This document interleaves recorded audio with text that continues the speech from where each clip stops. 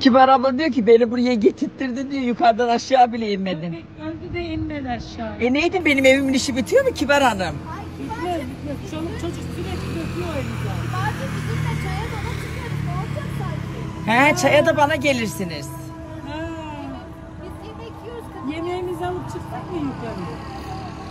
Hadi. Taze fasulye pişti mi? İşte, İki karısınız, yapa yapa bir taze fasulye mi pişirdiniz? Gidi kızım.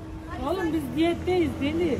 Hani sen köfte yapıyordun. Ne oldu? Yok köfteyle falan uğraşamam. Taze fasulyeyi yerim ben. Diyetteyiz. Seviyorum taze fasulye. Kibar. Yesene herkes kendi evinde pişir. Biz diyet yemeği yiyeceğiz. Kız Kibar abla şimdi bir tuhaf geldin ki bana aşağıda. Sanki eski evdeki gibi sen aşağıda ben yukarıda.